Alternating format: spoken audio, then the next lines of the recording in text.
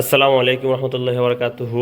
এখন আছি আমরা জামিয়া মাদানী হামিদুস সুন্নাহ হিফজুল কোরআন বিভাগের ওয়াশরুমের গোসলখানাতে।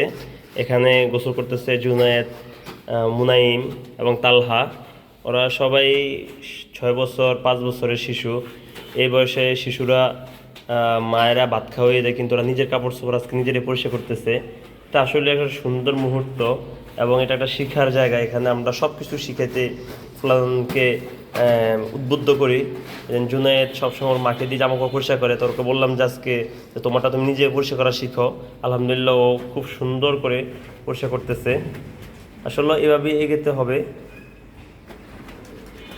হ্যাঁ জুনায়েদ, ওই যে হাতাটা, এই হাতাটা করা হয়নি, এই হাতাটা, হ্যাঁ দেখছো এখানে ময়লা আছে। ময়লাগুলো দেখে দেখে দেখে দেখে যে কালো দাগ আছে, কালো দাগগুলো দেখে দেখে দেখে দেখে পরিষ্কার করো, ইনশাল্লাহ পরিষ্কার হয়ে যাবে।